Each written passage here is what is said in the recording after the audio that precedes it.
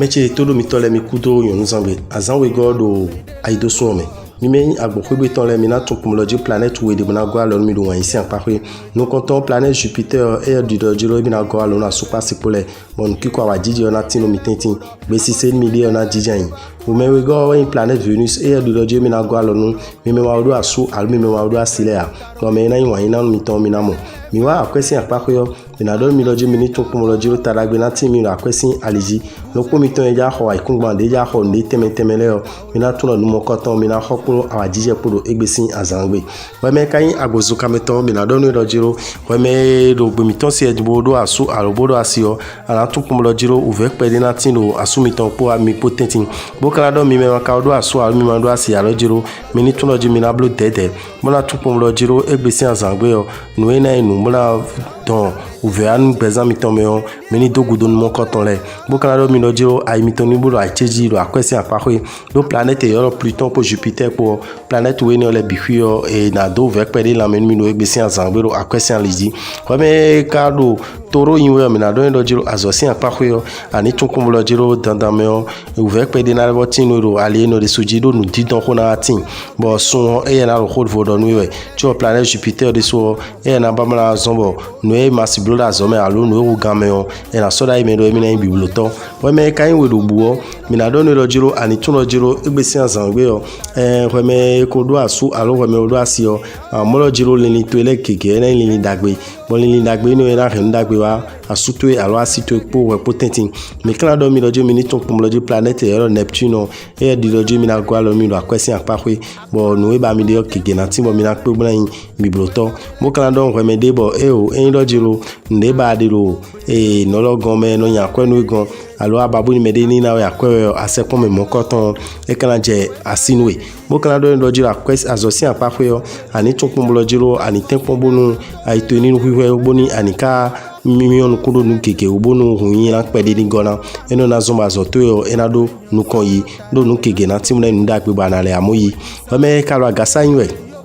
bo ma do asu alo mo ma do asia me la do ni dojiro ana pe me de gbe bo me mo koton ena di bladi me po na no posis na je gbada bo trolo de mi na wuli alogbon de mi na je pogbon ena enu na lo taji me ena ta me wa nu e bi wenu we me ka do asu alo we me do asio planète yo Venus so planète mo koton e di dojiro mi ni tun ko mo dojiro mi me ko do asu alo mi me do asio ena yin dojiro ku wa wajije yo ena tin do gbeza mi ton me do egbe no me na mi ton mi na di black pe bo la lord blon lo komito yan agasale dojiro akwesi apare yo tadagbe na timi lo egbesi azangbe nu candido miton la zomiton kon ena sombo nu ko ina tini bo nu e mi mando nu kunton akege na nu jonu muna wa in dagbe do bezami to mi do akwesi azosin apare we me kalo kini yiwe mi na don we me kodo asu alo we me do asi dojiro ani tukun dojiro gan ko lo medion dandame on kiko wajiji ona tino asupa sipotentin we me makado asu alo we me ma do asia mi na don dojiro me de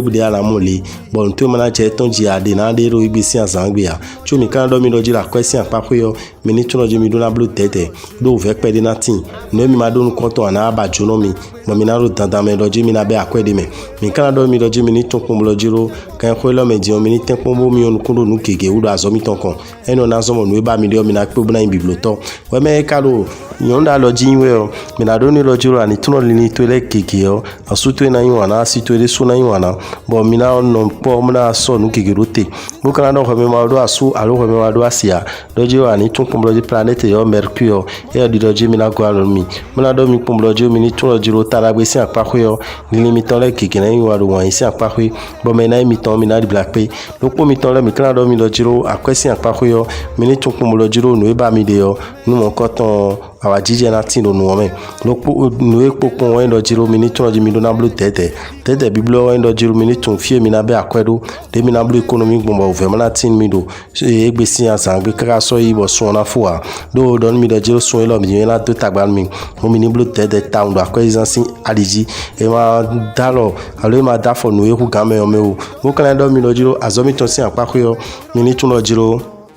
azonado nu kon yibo nu kon inatino azomo koton mi de subeto we na sin we me kalo nu daga yin we o mi na do mi lojo mi ni tun kum lojiro ken ko lo median wan yin inatino asupa si potenti mo nu kiko awa jije latino mi tentin we me makado asu alo we me ma odo asia mi na do ni lojiro akuna gon ma mo nu na yin tuero wan yin sin apako lopo mi ton le mi kan do mi lojo akwesi apako yo mi ni tun lo nu me mi ya be akwedo le gege na hen dagbe an mi cho mi kan lo tun kum lojiro mi me immuniser we mi meno alonzo mi meno de nu keke ton taragbe na tin mi na kwesi apako do azomi ton de susi apako do egbesi azangbe bonu e ba mi de keke na tin mo na inu dagbe na je misi we me kado kon klikle yin we yo mi na do no dojiro ani tun dojiro egbesi azangbe yo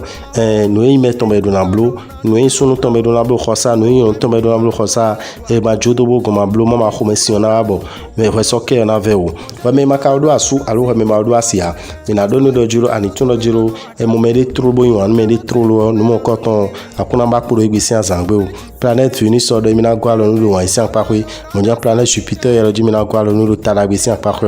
planète Uranus na ofine bo no e ma do nu kuton dagbe ton aro yen aton ya di bla ba jono me taragbe yo kana tin numero akoke azome ton sin aliji bono e ba de e na pe buna mi moto mo ja akwesi apako de so taragbe gege na tin membo e be akwedo nde me no na tonkun dagbe nu me we me kalo sagite yin membo mi rodo gadato mi na do mi me kodo asu aru mi me odo asio mi na tun pomolo jiro kan ko lo medin no gege na tin mo mi do na blodo po be na yin awajije mi lopo mi ton le mi kan rodo mi do jiro mi ni tun lo jiro nde bude mi ja biblo gbe la super si potenti yo mi ni tek mo ko kanton bo kan rodo lopo mi ton le lo jiro mi ni tun lo mi me ma odo asu aru mi me ma odo asia de mi na blogo bo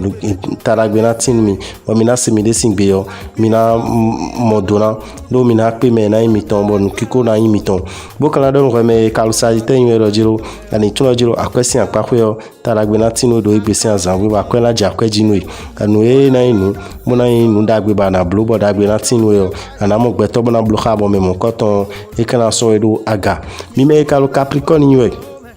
bo mi lolo ye wezogbano le o mi na do mi do jiro mi ni tun do jiro wan isi apako yo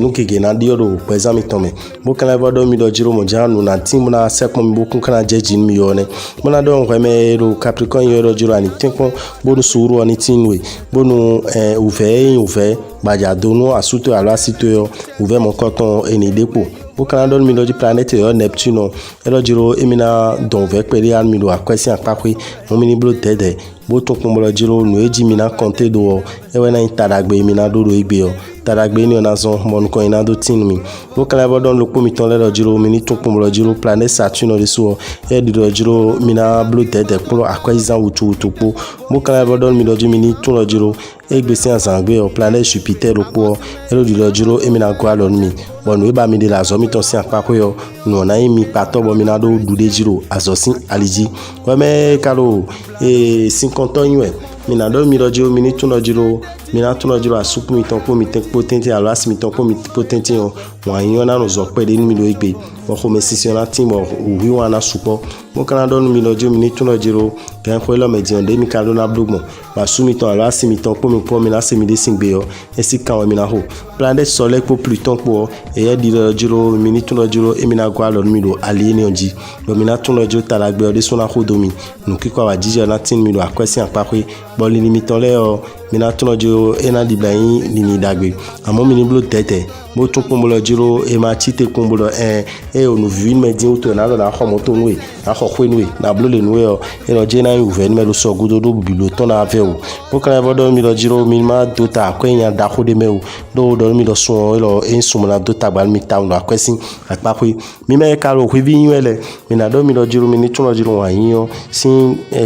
gan khonu mi bon mina tun kumolo jiro nu e ko inu bon mi de so la mi do residi na on so ba su on so ba si o lo ji mi ni jun mo koton do bo ju mi le do nu ayin o me ka do asu alo me do asi o mi na lo ni lo jiro ani tun lo jiro nu kege na ti mo po asu tepo mi na biblo to bodagbe o enatin mi do ali ni onji akwesi apa ho yo mi na do mi kumolo jiro mi ni tun lo jiro nde bude na inu mo na do tagba mi na akwesi apa ho yo mi je su mi ma jo mi le do mi ni to tagba nu mo koton boni dude jina mi ton lo ali ni onji da me ora bitan ndo gbe mi mo ma gbero to fifa ni kondo polopolo mi tonji mo kana flimi lo jiro aido sun lo medion duwe we na siendo 9 mi ton vierge polo verso lepo e ba zo mi na do yin ro parfum salmo de Genève enisan mi me kain dude polo savon sachet lo chakilo po adade we de mes amis na wada gbe mi numéro tedi mi clan yiro mi do 96 44 90 89 ena chen mi